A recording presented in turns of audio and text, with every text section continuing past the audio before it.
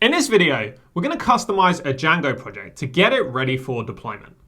We're going to start with an existing starter project. So I've created a basic Hello World project that we're going to be using for the steps in this video. We're going to set up Docker to run our project so we can run our project using Docker on our local machine. Then we're going to customize our project and add a NGINX proxy, which we can use to serve the static files if we deploy this project to production. Finally, we're going to be modifying our settings file so that it pulls certain environment variables in for the configuration so we can customize certain settings at deployment. So before you start this video, you're going to need to make sure you have Docker Compose and Docker installed. You can get this by installing Docker Desktop if you're on Mac or Linux, or installing the tools manually if you're using Linux. You're also going to need to make sure you have a browser and a code editor. Okay, so start by opening up the project that I've linked in the description of the video to the demo Django Hello World starter. We're going to click download and download it as a zip, and this is going to be our starting project. So I'm just going to extract the contents of the zip, and then I'm going to copy this file here, and I'm going to head over to the location I want to store the project. I'm just going to rename it to Django NGINX Docker Deployment. Then I'm going to open up the terminal and change to the directory of this new project and open it in the code editor. The first thing we'll do is create a Dockerfile for the project. So we're going to create a new file in the root of the project called Dockerfile. In this Dockerfile, we're going to add a new Python base image. So we're going to basically create a Dockerfile that's capable of running a simple Django app. So I'm going to type from Python :3.8-Alpine. This will base our Docker image on the Alpine version of Python 3.8. Alpine is just a very lightweight operating system that's great for creating Dockerized applications. Then we're going to specify env path equals /scripts : $open braces path. This will add scripts to the path of the running container. So when we build our image, we'll be able to access any scripts just by running them on the container, because the scripts directory that we're going to add in a moment is going to be added to the container's path. All right, next we're going to write copy requirements.txt to /requirements.txt. This will copy our requirements file to the Docker image. Then we'll type run apk add --update --no -cache --virtual.tmp, and we're going to add gcc libc-dev linux headers. These are packages that are required on Alpine in order to install the uWSGI server we're going to be using to run our Django application in production. So we run apk, which is the Alpine package manager command, add, which is for installing a new package, and we add the update flag so that the package repository will be updated when we run this command. We specify no cache because we don't want it to cache anything on the operating system, because this is going to be a Docker container and we want to keep it as lightweight as possible. So that means we add no cache so it doesn't store any of the cache when it runs the update. Then we specify virtual TMP. This allows us to set up some virtual dependencies that we can remove further down in the Dockerfile when we're done using them. So we only need these three dependencies in order to install our requirements.txt. So by setting up a virtual.tmp here, we can use this to remove all of these dependencies after we're done with them. Okay, so what we're going to do next is run pip install -r, then /requirements.txt. This will run the pip install command to install the dependencies in our requirements. Now we can actually remove these dependencies because, as I mentioned, we only need them in order to install the requirements.txt file. So we're going to type run apk del.temp. This will remove the virtual set of requirements that we created here. So we'll install gcc libc-dev linux headers. We'll install the requirements.txt file, which requires these for the installation. And then once we're done using them, we'll remove them just to keep our Docker file as lightweight and minimal as possible. This is best practice whenever you're creating a Docker file. Okay, now we're going to run mkdir /app. This creates a new app directory in the root of our Dockerfile. Now we're going to copy the contents of our app to the Dockerfile. So I'm going to type copy./app to /app. So we copy this folder here into the Dockerfile. This contains our Django application that we're going to be running inside Docker. So we need it to be inside the Docker container.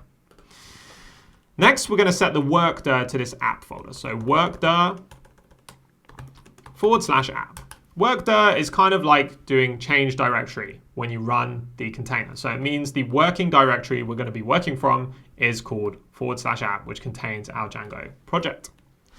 Okay, now we're going to copy the scripts folder that we're going to create in a moment. So we'll do copy /scripts /scripts. So we're going to be adding a new folder in our project called scripts. They're going to contain some scripts useful for our Docker image.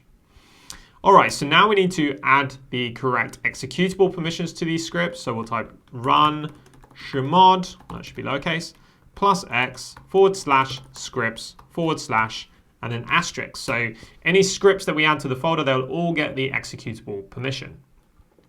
Okay, so now we're going to be setting up some new folders used for our static files. So we'll write run mkdir /p /vol /web /media and run mkdir-p /vol /web /static. What this does is it creates two new directories inside our Docker image. So one is called /vol /web /media, and the p flag just means create all of the subdirectories needed in order to get to this directory. So as vol and web don't already exist, the p flag will make sure that it creates all of these three in this first command. So we're going to use the media file to store any media that is uploaded by our user. So our sample app doesn't actually use media files. However, it's good to prepare for this in case you ever want to add the feature where a user can update files. So let's say a user can upload images to the Django application, then they'll be stored within media, and then we can use this directory to serve them through our NGINX proxy. And I'm going to show you how to do that in a bit. Then we create our static file. Similar to media, this will contain all the static files for our project. So static files are things like JavaScript, CSS, files that are static and need to be served by the web server and are not generated by the Python code. Okay, so now we're going to run add user -d user. This will create a new user in the image, which will be used to run our application. So the best practice when writing Docker applications is to always run them as a user that has less privileges than the root user. If you don't do this bit, then it will run the application just fine. However, it'll be running as the root user. That means if your application ever gets compromised, the attacker will have full root access to the container. So by running it as a different user, we can kind of minimize the access an attacker could get if they do compromise our application. Okay, so now we're going to run chown or chown -r, capital R, user :user /vol. So this sets the owner of these directories here. So the owner of the volume directory, it will set it to the user that we just created. So this is this user here. And this is so the application that we're running has permissions to access it. So currently we've created this user, but we haven't actually switched to the user. So the commands that we're running will still be executed as root, and we'll be able to change the ownership of this volume directory to the user that we just created. Then we're going to specify run chmod -r, and we'll give it 755 /vol /web. So 755 means that the user has full access. So the user called user has full access, and the groups and everyone else has just read access. So in our Docker container, the files will be able to be read by other users, but they won't be able to add or modify files unless you're actually running an application as this user here. Okay, so now we're going to run user and then lowercase user. This is the bit where we actually switch to this new user that we created. Of course, you could change the name of this user to something like app, application, or anything you prefer. I like to just leave it as user. All right, so the last command we're going to add is command. So we're going to type cmd, open brackets, square brackets, and entry point.sh. This is going to be the entry point to our application. So it's a script that we're going to add, which is going to actually start our application. So it's going to run uWSGI, and it's going to start our Django app. Okay, so make sure you save the Docker file. Next, we're going to modify our requirements.txt to add the uWSGI server. So uWSGI is a tool that is used to run Python applications in production. And we're going to add it to our requirements file by typing uWSGI and then more than equals 2.0.18, comma, less than 2.1. So this will pin the version of uWSGI to anything that is at least 2.0.18, but is less than 2.1. That way we can get all of the patch fixes, which will presumably contain any security fixes and things like that, but we won't increase to a version above 2.1 in case there are any breaking changes. We want to be able to plan for the upgrade if uWSGI ever do release a version that high. Okay, so now let's save the requirements.txt file, and we're going to go ahead and create our entry point. It's going to be used to actually run our Django application in production. So create a new file in the root of the project. We're actually going to create a new folder first called scripts. And within that folder, we're going to create a new file called entrypoint.sh. Then in this file, we're going to type the hash symbol, exclamation mark, / bin/sh. That is the shebang for a shell script. And we're going to type set-e. What this does is it says if there's any errors running the shell script, then just exit the script with a exit code 0, which means something went wrong. So don't continue running future commands if one of the commands failed. And this is useful for debugging issues, because if you allow one of the commands in the script to fail and then continue running the future commands, you might not know that one of the commands didn't work properly and it might still try and run your application. So if there are any errors during the script, we just want it to exit immediately. Then we're going to type python manage.py collect static -- no input. So this is a Django management command that will collect all of the static files for our project and put them in the static root. The reason we do this is because during deployment, as it mentions in the Django official documentation, it suggests using a proxy like NGINX or Apache in order to serve the static files. This is because the proxy can serve static files very efficiently, and the Django application, although it can serve static files, it's not as efficient as the proxy. So if you want to have a scalable deployment that can handle lots and lots of requests, you want to make sure you follow this best practice and use a proxy to serve the static files. This collect static command is a handy command provided by Django that allows you to collect all of the static files for your project into one location, which makes it a lot easier to serve by the NGINX server. And you're going to see how that works in a moment. Okay, so next we're going to type uWSGI uWSGI -- space / 8000 space -- master space -- enable threads space -- module app.wsgi.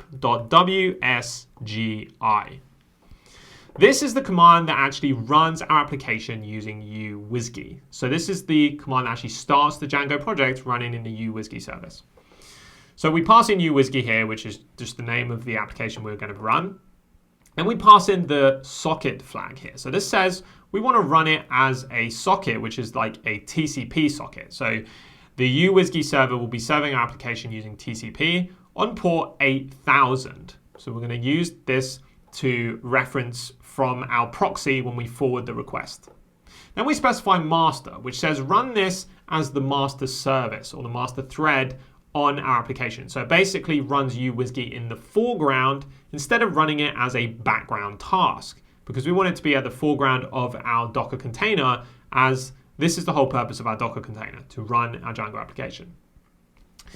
Then we specify enable threads, which enables multi-threading in uWSGI, and then we pass in module app.wsgi. So this is the module that is the entry point into our application. When you create a new Django project, it creates this for you under app. The project's called app, so under the project name, and then the project name again, and then WSGI. And this is the file auto-generated by Django when you create a new project that allows you to basically run the application using a WSGI service. Okay, so save the entry point file, and then we're going to set up a Docker Compose file that we're going to use to run our application using Docker on our local machine. So this is going to be for the purpose of local development. It's not going to be for actually deployment at this stage. So in the root of the project, create a new file called docker-compose.yml. And then we're going to type version 3.7. This is the version of Docker Compose that we're going to use.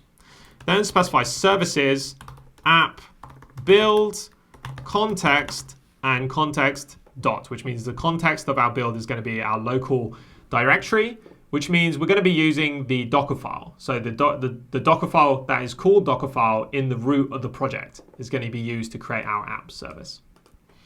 Then we need to specify ports. So this is the port mapping from our local machine to the Docker container. So we'll type ports, dash. We're going to map port 8000 to port 8000. So we're going to run our project using port 8000. And we're going to map the port 8000 on our local machine to the Docker container so that we can access it. Next, we're going to specify volumes, dash dot /app, dash app. So what this does is it maps our app, so our Django project app, to the app directory within our container. And this allows us to make changes in the Docker container at real time. So when we're actually developing our project, making changes to it, it will auto refresh and we'll be able to immediately get those changes with it into the Docker container without having to rebuild it. So this is just a convenience volume for local development. It's not actually something we're going to use in deployment. Then we're going to specify command sh/c python manage.py run server 0.0.0.0:8000. So we're not going to be using the entry point script at this stage. As I mentioned, this is for local development only. We're not creating the deployment Docker Compose file at this stage. So we're going to use the Django development server because that has a lot of handy features like auto refresh when you make changes to the files. And we don't want to use the entry point at this stage because the entry point is designed for deployment and the run server command is designed for development. We also don't want to use the run server command in production because they suggest that you don't do that because it's not designed to be used for production. It's designed for development only.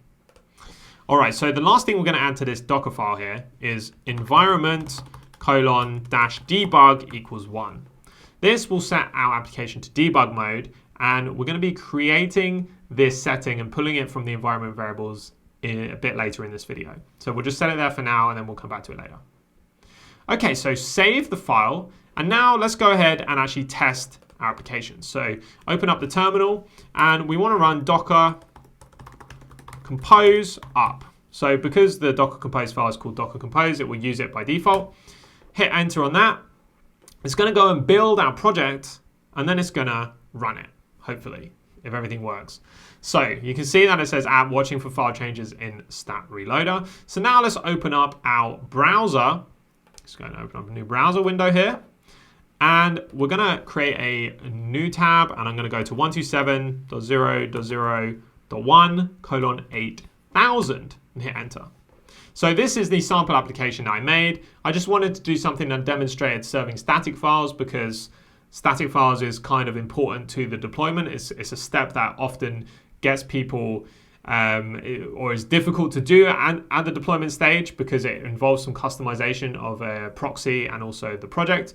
So this is the sample app that you should see on your screen if you're following the step. This is the sample application I created. Okay, so next we're going to move on to creating our NGINX proxy so we can actually set up a deployment version of our Docker Compose file. So head back to the project. And we're going to start by creating a default.conf file. So we're going to create a new file in the root of the project called NGINX to store all of our NGINX proxy. And within that, we're going to add a default.conf. So this is the default configuration for NGINX. So we're going to create the configuration that's going to be passed into our NGINX container that is also going to run in Docker. So type server, then open braces, listen, and this time we're going to listen on port 8080. So this is going to be the kind of production version that is going to be listened on port 8080. Then we're going to specify location /static, and we'll specify alias /vol/static. What this does is it allows us to serve our static files by the proxy. So when users connect to our application, they're going to be connecting to the proxy first. So the proxy is going to be the entry point. It's going to handle the request and look in the URL to see if the URL contains static. If it contains static, we're going to serve from the alias static, which means we're just going to serve the static files directly from the proxy. Then, if it doesn't contain static, we're going to pass everything else to the uWSGI service. So if it's not a static file, then it must be an actual URL in our Django application. So we're going to pass that through to the uWSGI server. So let's type location / then braces uWSGI _ pass app : 8000. So this will pass the uWSGI request to our uWSGI server that's going to be running in a hostname called app on port 8000. If you remember in our scripts here, we're running the service on port 8000, so that's what it's going to be looking for. If you had a different number here, then you would need to specify the same number here so that it sends it to the correct port. Now we need to pass in the uWSGI param. So if you type include / etc / NGINX / uWSGI _ params, then make sure you end these lines in a semicolon here. This is part of the NGINX configuration. And what this does is it looks for a file called uWSGI params. And we're going to be adding this file in a moment. This file is from the official uWSGI documentation. So if you open up your browser and you head over to in the description, I've linked to the uWSGI params file that is in the official documentation of uWSGI. Now these are just parameters that need to be passed from the NGINX or the web server in general into the uWSGI service. And what this does is it allows the uWSGI service to get the correct context it needs from the requests that are made through the NGINX proxy. So this is basically required in order to serve uWSGI through a proxy. So copy the contents of this file and then head back to our Visual Studio Code. Make sure you save the default.com file here. And then we're going to create a new file in the NGINX folder called uWSGI _ params. Enter and just paste the contents there. Okay, so we're going to save that file. Next, we're going to create the Dockerfile for our NGINX proxy. So within the NGINX folder, I'm going to create a new file called Dockerfile. This is going to be the Dockerfile specifically for NGINX. So we're going to use an NGINX base image that is provided conveniently by the NGINX Corporation. And we're going to type from NGINX Inc. / NGINX unprivileged. Make sure you spell it right. It's quite a tongue twister. :1 - Alpine. So there's a standard NGINX Docker image that's called, I believe, just NGINX. However, that runs the NGINX service as a root user. Now, if you remember when I was explaining about the Django application, it's best practice never to run your Docker container as the root user, because that way, if the application gets compromised, that hacker will have full root access to the container. So the unprivileged container is a container provided by the NGINX Incorporation that allows you to run NGINX in an unprivileged mode. So that's just a user that has less privilege or less privileges than a root user. Okay, so next we're going to copy in the configuration that we created for our server. So we're going to type copy./default.conf. So that's our default.conf file. We're going to copy it to /etc/nginx/conf.d/default.conf. So this copies the configuration file to the location in the Docker container that NGINX expects to find a configuration. Then we're going to type copy./uWSGI params. And we're going to copy that to /etc/nginx/uWSGI _ params. Make sure you get the correct URLs here or the correct paths, because the NGINX server is going to expect these files to be in these locations. All right, now we're going to write user, all caps, root. This temporarily switches us to the root user so that we can create some new files within our Docker image. So we're going to type run mkdir /p /vol/static, creates a new static directory, then run chmod 755 /vol/static. So what this does is it creates a new static folder in the Docker image, and it gives it permission 755. So again, 755 is the owner, will have full access, and then everyone else will just have read-only access. All right, now finally, we're going to do user NGINX.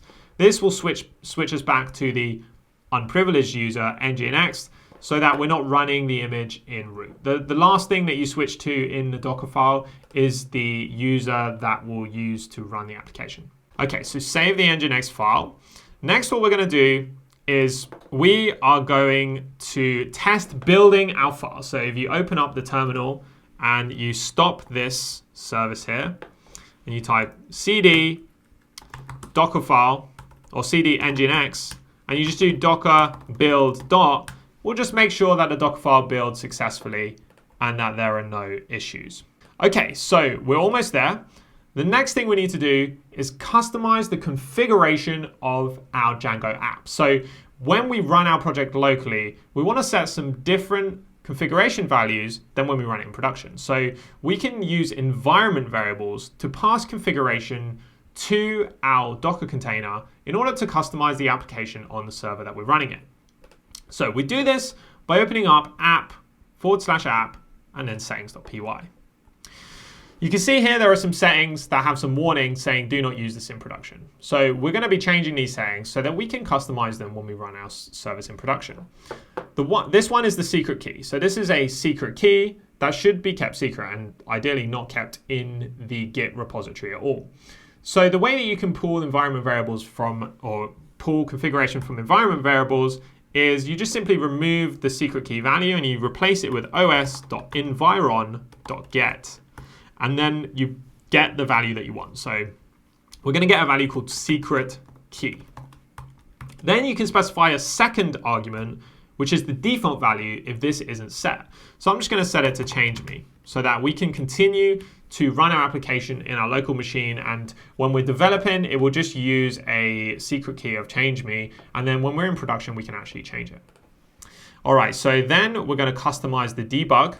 So we want it to run in debug mode locally, but not run in debug mode when we actually run it in production. So we'll type os.environ.get debug underscore, or we'll just call it debug, and we'll pass the default value of 0. So the reason we do 0 is because we're going to set this using a 1 or a 0, because the environment variables don't have a type. They're always passed in as a string. So we need to convert this to an integer first. So we'll type int, wrap it in an int function, and then we're going to pass it to a bool. So what this will do is it will retrieve the string value, which will be in, when we pass in a 1, it will be a string that is a 1 character. We convert that to an integer, so that will convert the 1 string character to a 1 integer value, and then we convert that to a boolean. So that will be a true value for a 1 or a false value for a 0. All right, next we're going to add the allowed host. So this is a list of host names that is allowed to connect to our application.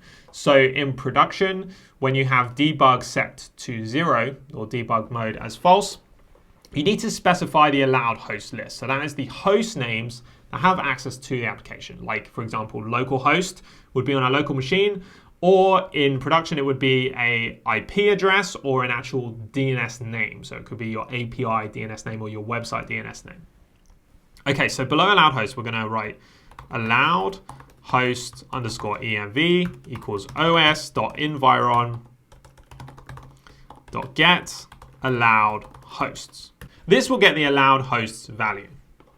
Then we are going to write if allowed hosts env colon allowed hosts dot extend allowed hosts env dot split comma.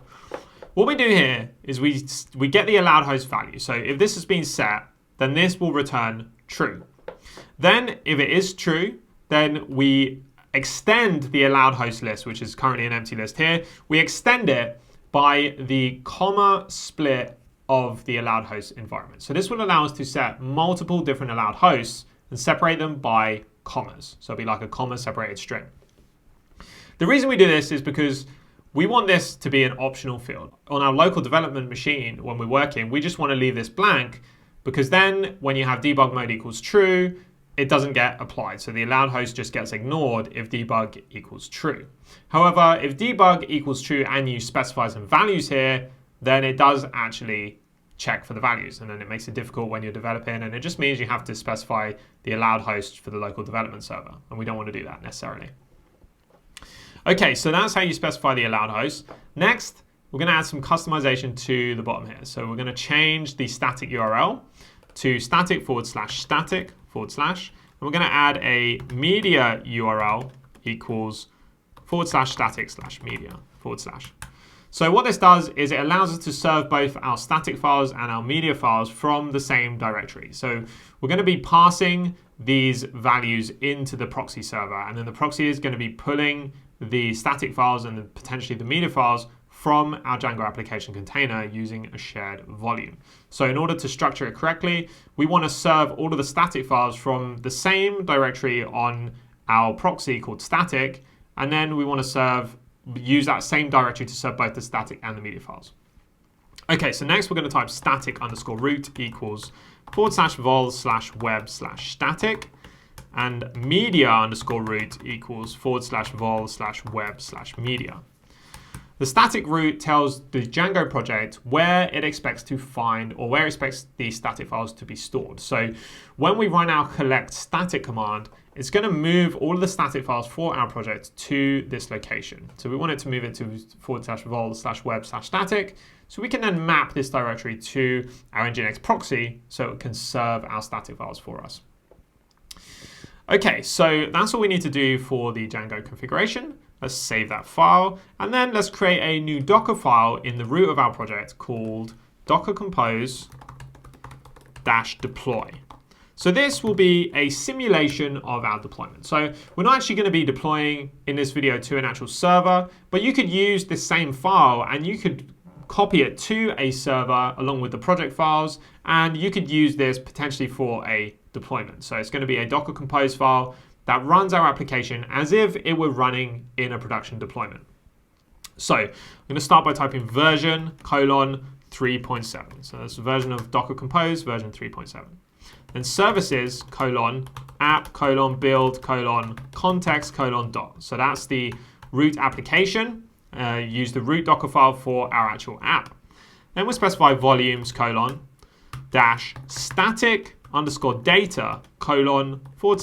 /vol/web.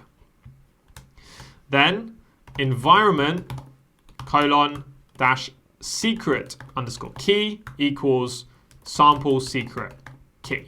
This is the secret key that will be passed into our application. So these values get pulled in from the os.environ command here and get set to this value. Now, of course, as I mentioned, you don't want to be setting the secret key in your actual project, so you could use a Docker Compose environments file, which is excluded from the Git repo, and just use that on the actual server that you're deploying to. So you would manually customize that, and only the person who actually sets that up and administrators would have access to that. You don't want to give access to that in the Git repository because that's a security flaw. Okay, then we're going to specify allowed host. So under that, we dash allowed_hosts equals 127.0.0.1, localhost. This will make our application available on our local host IP address and our local host hostname. Now, in production, just like the secret key, you might want to customize this using an environment variables file specifically for Docker Compose, and you would customize it to whatever the public IP address is for the service or the public host name. So you would use this to make the application available on those host names. Okay, next we're going to specify a new service. So you want to make sure it's in line with this app line here, the indentation. You type proxy: build: context: this is not going to be in our local directory. It's going to be in ./proxy. So this will run our proxy container from our proxy location. Okay, then you're going to specify volumes: and similar to what we did here, we're going to do static _data: /vol/static. So this is a named volume that we're going to create at the bottom of the file, and basically it allows us to create a shared volume between our app service and our proxy service. So the app service will run and it will copy all of the static files to the static file root. So that is, if you scroll back to the bottom, it is vol/web/static. So that will mean the vol/web directory on our app will have all of the static files. And because we have a shared volume, the proxy will have access to all of those static files because it also has a shared volume to vol/static. And they'll all be in this static data volume. Okay, so next below volumes, we're going to add ports, :dash, and this time we'll map port 8080, :8080. So if you remember, our proxy configuration runs port 8080. That's the port we're going to map for our proxy. Next, we're going to add depends_on: -app. So this says that the proxy depends on the app. So the app needs to be running in order for the proxy to run. And it also sets up a network connection. So the proxy container will be able to have network connectivity to the app container using the service name app. So that's why in our default.conf we pass to app :8000 because the service is going to be running on app and the proxy will be able to access the network of the app using the app host name, and then the port is going to be on port 8000, which is the uWSGI port that the server is running on. Okay, so that's everything except for the volume. So we just need to add the volumes at the bottom here. Make sure it's in line with the services, so it's in the furthest left tab, so all the way flush to the beginning of the file. We're going to type volumes : static_data : So this tells Docker Compose to create a new volume called static data, which is the shared volume here and here. Okay, so now we can save the file, and let's go ahead and open up our terminal and change back to our root directory and type docker-compose-f docker compose deploy up. And I'm going to pass in --build, just so it rebuilds our container again. Hit enter, and you can see that it says that the proxy does not exist. So let's just check, because this NGINX here should ideally be called proxy. So let's just rename NGINX to proxy, enter, and then I'm going to run the same command again, and this time it should build. Okay, so now it appears to be working. We'll just wait for it to rebuild our app, and then we'll go ahead and test. Okay, so you can see that it has started our application and it says spawned uWSGI worker 1. So it is actually running our application in uWSGI this time and not our Django management server, because we didn't specify the command here to run the management server. It's just using the default command, or the default command that is set in the Dockerfile here, entry.point.sh. Okay, so now open up the browser and just change the port here. If you still have this page open, you want to go to 127.0.0.1:8080. Hit enter. You can see that it's rendered the same page, except this time it's doing it in production mode. So you can see from the logs here, it has accessed the static file from our proxy, and it has passed the request to the root of the web request to the uWSGI application. So this means our application is successfully running in production mode. So that's it for the video. You can use this to copy your project to a remote server, and you could use Docker Compose to run your project. Or if you're looking for something a little bit more advanced, a little bit more scalable and production grade, you can take our course that we've just released on how to set up a production DevOps deployment automation using Terraform, Docker, and AWS. And that teaches you how to deploy a Django app to AWS using AWS ECS in a production format. So it's scalable, it's secure, and it's something that you might find a real company that has an app with many thousands or millions of users using. Okay, so I hope you found this video useful. If you did, then please give it a like or a thumbs up and share it with your friends if you think they might find it useful. Appreciate your time, and I'll see you in the next video.